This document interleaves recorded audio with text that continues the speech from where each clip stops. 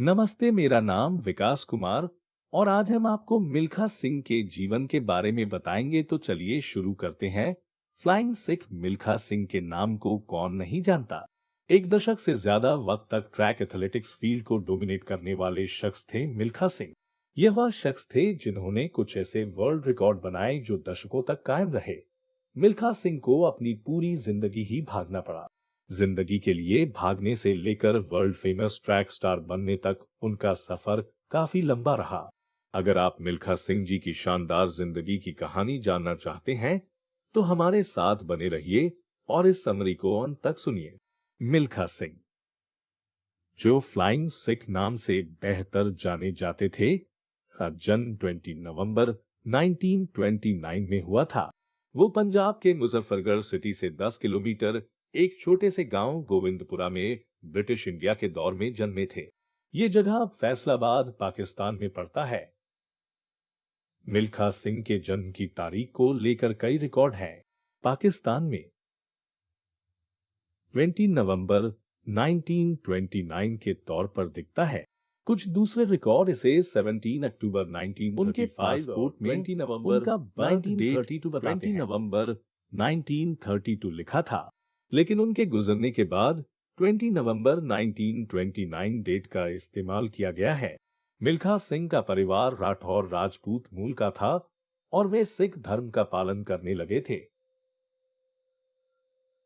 मां का नाम चावली कौर और पिताजी का नाम संपूर्ण सिंह था। उनके प्रोफेशन क्या थे, इसकी जानकारी नहीं है। मिल्खा सिंह के माता पिता के 15 बच्चे थे, लेकिन उनमें से 8 की मौत देश के पार्टीशन से पहले ही हो गई थी। उन्होंने गांव के स्कूल में 5वीं क्लास तक की पढ़ाई की थी। जब वो छोटे थे, मिल्खा सिंह को स्प्रिंटिंग यानी बड़ी तेजी से दौड़ना में थोड़ा एक्सपीरियंस मिला था, क्योंकि उन्हें अपने घर से स्कूल तक 10 किलोमीटर दूर तक दौड़ना पड़ता था। हालांकि उन दिनों उन्हें इसका एहसास नहीं था। पार्टीशन के दौरान हुए दंगों में उन्होंने अपने माता पिता और 3 भाई बहनों को खो दिया था। मिल्खा सिंह इस दर्दनाक हादसे के गवाह बने। इस भयंकर हादसे से कुछ दिन पहले मिल्खा सिंह को अपने बड़े भाई माखन सिंह से मदद मांगने के लिए मुल्तान भेजा गया था। मुल्तान के लिए ट्रेन के सफर में आर्मी में थे। मिल्खा सिंह लेडीज कंपार्टमेंट में एक सीट के नीचे छिप गए। हत्यारे भीड़ से बचने के लिए उन्होंने ऐसा किया था। जब तक मिल्खा सिंह और उनके भाई माखन सिंह गांव वापस आए, तब तक दंगाइयों ने उनके गांव को जला दिया था। वे अपने माता पिता और भाई बहनों की लाशों तक को पहचान नहीं पाए थे। 1947 की दुखद घटना के कुछ दिनों बाद, जिसमें उन्होंने अपने माता पिता को खो दिया था, मिल्खा सिंह अपने भाई और उनकी पत्नी जीत कौर के साथ भारत आने वाली एक आर्मी ट्रक में सवार हो गए। इस तरह 15 साल की उम्र में रिफ्यूजी के तौर पर उन्होंने भारत में अपनी जिंदगी शुरू की। उन्हें भारत के पंजाब में फिरोजपुर हुसैनीवाला बॉर्डर के पास छोड़ दिया गया था। आजाद भारत में आने के बाद मिल्खा सिंह पैसे कमाने के लिए अक्सर जूते पॉलिश किया करते थे। पैसे और मौके की कमी ने उन्हें और उनके भाई को दिल्ली जाने के लिए मजबूर कर दिया। वहां वे कुछ वक्त के लिए अपनी बहन और बहन के ससुराल वालों के साथ रहे। उनकी बहन के ससुराल वालों ने उनके खाने पीने के खर्चे की वजह से नाराजगी जताई और उनके साथ के किनारे एक छोटे से रेस्टोरेंट में काम कर अपना गुजारा करते थे। बार उन्हें बिना टिकट ट्रेन का सफर करने के लिए तिहाड़ जेल जाना पड़ा था। उन रिहा करवाने के लिए उनकी बहन ईश्वर कौर ने अपने कुछ गहने बेच दिए। इसके बाद वह पुराना किला में एक रिफ्यूजी कैंप में और फिर बाद में दिल्ली के ही शाहदरा में एक रीसेटलमेंट कॉलोनी में रहे। मिल्खा सिंह के भाई ने उनका एक लोकल स्कूल में 7वीं क्लास में एडमिशन करवाया, लेकिन वे बुरी संगत में पड़ गए थे, जिसकी वजह से वो अपनी पढ़ाई जारी नहीं रख पाए। इन अनुभवों की वजह से मिल्खा सिंह अपनी जिंदगी से निराश हो गए थे। नतीजा ये हुआ कि उन्होंने डकैती कर अपनी जिंदगी जीने का फैसला किया, लेकिन उनके बड़े भाई माखन सिंह ने मिल्खा सिंह को इंडियन आर्मी में भर्ती होने के लिए राजी कर लिया। आर्मी में 1949 और 1950 में रिजेक्ट होने के बाद उन्होंने एक मैकेनिक का काम करना शुरू किया। बाद में उन्हें एक रबर फैक्ट्री में नौकरी मिल गई, जहां उन्हें हर महीने 15 रुपए मिलते थे। लेकिन लू लगने के कारण वह अपना काम जारी नहीं रख सके। नवंबर 1952 में पर पड़े रहे। अपनी तीसरी कोशिश में वह आखिर अपने भाई की मदद से आर्मी में भर्ती हो ही गए। मिल्खा सिंह को श्रीनगर, जम्मू कश्मीर में पहली पोस्टिंग मिली थी। श्रीनगर से उन्हें इलेक्ट्रॉनिक मैकेनिकल इंजीनियर की यूनिट तेलंगाना के एक शहर सिकंदराबाद में ट्रांसफर कर दिया गया। उस दौरान सिकंदराबाद में रहते हुए उन्हें ट्रैक एंड फील्ड एथलेटिक्स में पहली बार कदम रखने का मौका मिला। पहली रेस में भाग लेने का इनाम था हर दिन एक गिलास दूध। ये एक ऐसे जवान शख्स के लिए बड़ी बात थी जिन्हें कभी पूरा और सही पोषण नहीं मिला था। जनवरी 1953 में आर्मी में नए लोगों को भर्ती करने के लिए होने वाली क्रॉस कंट्री रेस में वह 6वीं पोजीशन पर आए। उसके बाद उन्हें एथलेटिक्स में स्पेशल ट्रेनिंग करने के लिए चुना गया। मिल्खा सिंह ने ब्रिगेड मीट में अपनी पहली 400 मीटर रेस 63 सेकंड में पूरी की और 4 पोजीशन पर रहे। उन दिनों वह नहीं जानते थे कि 400 मीटर की रेस क्या होती है। पहले एथलीट रह चुके श्री गुरदेव सिंह ने उन्हें बताया कि 400 मीटर की लंबाई कितनी होती है। इसके बाद उन्होंने खुद इसके लिए 400 मीटर रेस की प्रैक्टिस जान लगा दी कि कभी कभी उनके नाक से खून निकल आता था।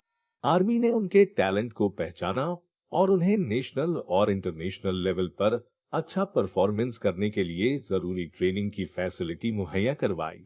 मिल्खा सिंह ने एथलेटिक्स में लाने के लिए हमेशा आर्मी की बड़ाई की। वे कहते थे, मैं एक छोटे दूरदराज के गांव से आया हूं। मुझे नहीं पता था कि रेस क्या होता है या ओलंपिक क्या होती है। मिल्खा सिंह ने 1956 से 1964 तक 3 ओलंपिक खेलों में भारत की ओर से भाग लिया। उनके कुछ और गुरुओं में थे गुरदेव सिंह, चार्ल्स जेनकिंस और डॉ आर्थर डब्ल्यू हॉवर्ड। 1956 के मेलबर्न ओलंपिक में उन्होंने 200 मीटर और 400 मीटर कंपटीशन में भाग लिया था, लेकिन एक्सपीरियंस की कमी के कारण वे शुरू के राउंड में ही निकल गए थे।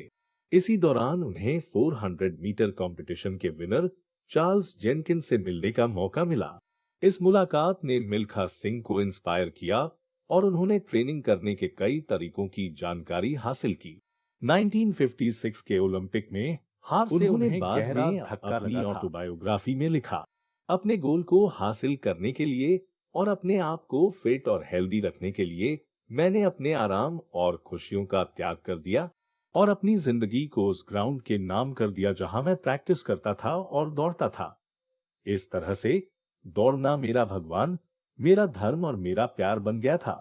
ओडिशा के कटक में 1958 के नेशनल गेम्स में मिल्खा सिंह ने 200 मीटर और 400 मीटर रेस में नए रिकॉर्ड बनाए। उसी साल हुए एशियन गेम्स में उन्होंने उन्हीं कंपटीशन में गोल्ड मेडल जीते। 1958 के कॉमनवेल्थ गेम्स में उन्होंने 400 मीटर रेस में गोल्ड मेडल जीता था। उन्होंने 46.6 सेकंड में इस इवेंट को पूरा किया। ये कॉमनवेल्थ गेम्स की हिस्ट्री में आजाद भारत का पहला एथलेटिक्स गोल्ड था। वह इस जीत का श्रेय अपने अमेरिकी कोच स्वर्गीय डॉ डब्ल्यू हॉवर्ड को देते थे। मिल्खा सिंह उन खेलों में इंडिविजुअल एथलेटिक्स मेडल जीतने वाले पहले भारतीय पुरुष थे। यह रिकॉर्ड 2014 में विकास गौड़ा ने तोड़ा जब उन्होंने गोल्ड मेडल जीता था। मार्च 1960 में पाकिस्तान ने लाहौर को इनवाइट किया था चैंपियनशिप के लिए। मिल्खा सिंह बंटवारे के दौरान हुए अनुभवों की वजह से वहां जाने के खिलाफ थे। तब के प्राइम मिनिस्टर जवाहरलाल नेहरू ने मिल्खा सिंह को भारत का नाम ऊंचा करने के लिए इस चैंपियनशिप में भाग लेने के लिए राजी किया। बंटवारे की दर्दनाक यादों के बावजूद वे पाकिस्तान में अब्दुल खालिक के खिलाफ दौड़े। इस रेस के बाद जनरल अयूब खान पाकिस्तान के प्रेसिडेंट ने कमेंट किया था, जिसके बाद मिल्खा सिंह को उनका निकनेम मिला द फ्लाइंग सिख। कुछ सोर्सेस का कहना है कि मिल्खा सिंह ने 1960 में रोम ओलंपिक से पहले फ्रांस में 45.8 सेकंड का वर्ल्ड रिकॉर्ड बनाया था, लेकिन ऑफिशियल रिकॉर्ड में लो जोन्स को रिकॉर्ड होल्डर माना गया था। लो जोन्स ने 1956 में लॉस एंजल्स में 45.2 सेकंड की रेस लगाई थी। रोम ओलंपिक में मिल्खा ने 400 मीटर फाइनल में 4 पोजीशन हासिल की। 250 मीटर तक पहुंचने पर सिंह ने अपनी स्पीड धीमी कर दी थी, जिससे दूसरों को उसे आगे निकलने का मौका मिल गया था। सिंह का कहना था कि इन गलतियों की वजह से उन्हें गोल्ड मेडल से हाथ धोना पड़ा। मीटर रिले में ये हादसा उनके माता-पिता की मौत के अलावा अमृतपाल और अजमेर सिंह की भारतीय टीम शुरू के प्रिलिमिनरी हीट स्टेज में लास्ट आने की वजह से रेस से बाहर हो गए थे। यह अफवाह है कि मिल्खा सिंह ने 80 में से 77 रेस जीते हैं, जो कि गलत है। उन्होंने कितने रेस में भाग लिया है और कितने में जीते, इसका कोई सबूत नहीं है। कलकत्ता में खेले गए 1964 के नेशनल गेम्स में सिंह 400 मीटर की दौड़ में माखन सिंह से हार गए थे। वह 1960 के रोम ओलंपिक या 1956 के मेलबर्न ओलंपिक में प्रिलिमिनरी रेस में किसी में भी पहली पोजीशन पर नहीं रहे थे। अपने शानदार परफॉर्मेंस की वजह से मिल्खा सिंह कई दशकों तक सबसे महान भारतीय ओलंपियन बने रहे। उनके स्प्रिंट और स्पीड उनके रिकॉर्ड और अनगिनत मेडल से अमर हो गए हैं। 1958 के एशियन गेम्स में कामयाबी की वजह से मिल्खा सिंह को आर्मी ने सिपाही से जूनियर कमीशन्ड ऑफिसर की पोस्ट पर प्रमोट कर दिया था। 1960 में तब के पंजाब के मुख्यमंत्री प्रताप सिंह कैरों के जोर देने पर मिल्खा सिंह ने आर्मी छोड़ दी और पंजाब डिपार्टमेंट ऑफ स्पोर्ट्स में मुख्यमंत्री प्रताप सिंह कैरों के जोर देने पर मिल्खा सिंह ने आर्मी छोड़ दी और पंजाब डिपार्टमेंट ऑफ स्पोर्ट्स में डायरेक्टर के तौर पर जुड़ गए। उन्होंने पंजाब में खेल को बढ़ावा देने के लिए स्पोर्ट्स इंफ्रास्ट्रक्चर को डेवलप करने और यंग जनरेशन की ट्रेनिंग के लिए काम किया। वह 1998 में इस पोजीशन से रिटायर हुए। मिल्खा सिंह को उनकी स्पोर्ट अचीवमेंट के लिए भारत के चौथे ऊंचे सिविलियन अवार्ड पद्म भूषण से नवाजा गया। उन्होंने भारत सरकार से अर्जुन अवार्ड लेने से इनकार कर दिया था और कहा कि ये देश के यंग खिलाड़ियों के लिए है, न कि उनके लिए। उनका मानना था कि अर्जुन अवार्ड उन लोगों को दिया जाता था जो एक्टिव स्पोर्ट्स से या तो जुड़े ही नहीं थे या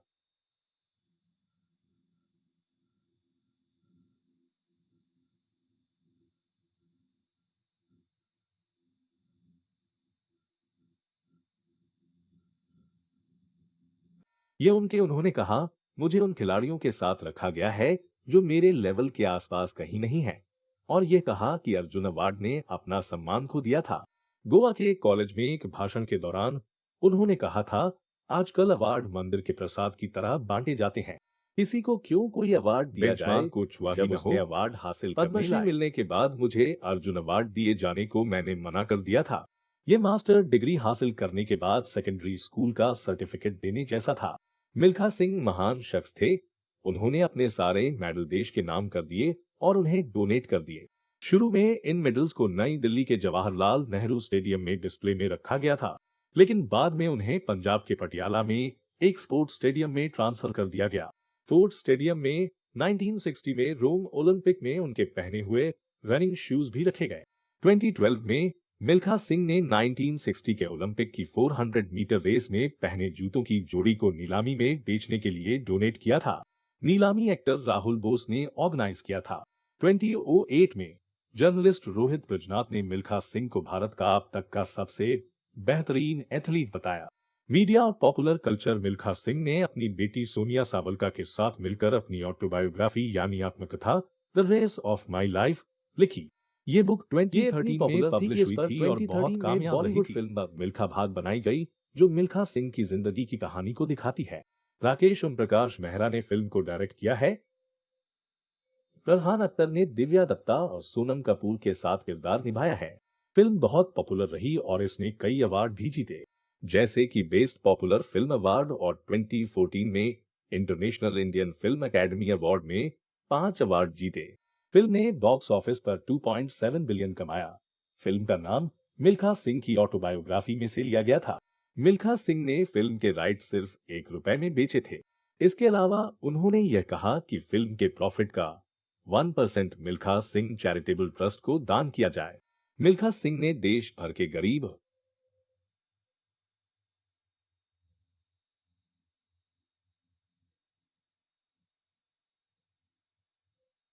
हासिल करने में मदद करने के लिए 2003 में इस ट्रस्ट को शुरू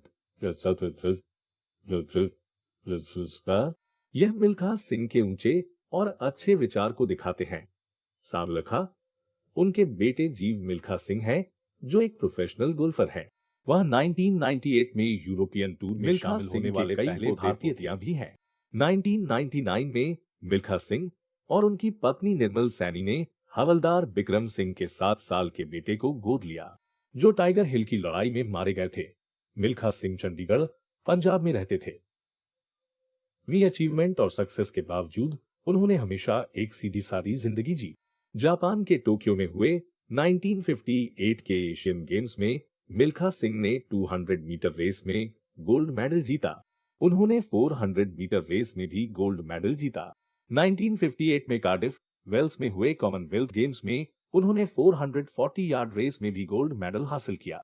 1962 में इंडोनेशिया के जकार्ता में हुए एशियन गेम्स में उन्होंने 400 मीटर और 400 मीटर रिले रेस में गोल्ड मेडल जीते थे। 1958 में हुए कटक नेशनल गेम्स में उन्होंने 200 मीटर और 400 मीटर दोनों रेस में गोल्ड मेडल जीते। उन्होंने 1964 के कलकत्ता नेशनल गेम्स में 400 मीटर रेस में सिल्वर मेडल जीता था। मिल्खा सिंह को एथलेटिक्स में उनके योगदान के लिए आर्मी ने भारत सरकार ने मिल्खा सिंह को 1959 में पद्मश्री से सम्मानित किया।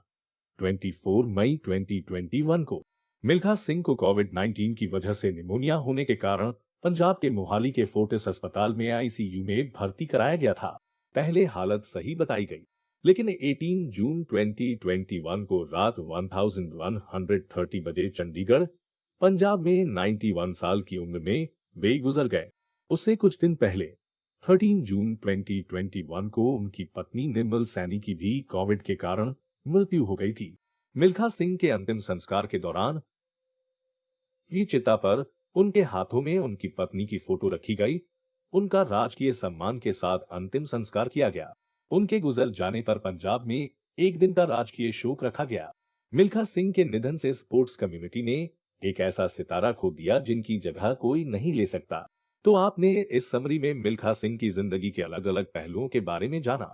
आपने उस महान शख्स के बारे में जाना जिन्होंने शून्य से शुरुआत की और कड़ी मेहनत और हिम्मत से अनगिनत मेडल और ऊंचाइयों के मुकाम हासिल किए। बंटवारे के कारण उनकी जिंदगी की शुरुआत आपने जाना कि मिल्खा सिंह ने अपनी जिंदगी को बदलने के लिए कोई कसर नहीं छोड़ी। आपको ये भी पता चला कि उन्हें फलाइन सिक्का खिताब नाम क्यों और कैसे मिला। मिल्खा सिंह जी उन चुनिंदा लोगों में से हैं जिनके संघर्षों और कभी हार ना मानने के जज्बे से ना जाने कितना कुछ सीखा जा सकता है। तो जब कभी आप जिंदगी में हताश निराश महसूस करें तो मिल्खा सिंह जी जैसे सितारों के संघर्षों के बारे में विचार करें कि सोना जितना ज्यादा आग में तपता है, वो उतना ही खरा होता चला जाता है। फाइनली अगर आप इस समरी के एंड तक पहुंच गए हैं तो बधाई हो, क्योंकि कि बहुत ही कम लोग होते हैं जो नॉलेज के ऊपर टाइम इन्वेस्ट करते हैं, वरना आप कहीं और भी तो टाइम वेस्ट कर सकते थे। अगर आपको ये समरी अच्छी लगी हो तो एक लाइक जरूर करें और ऐसे ही वीडियो के लिए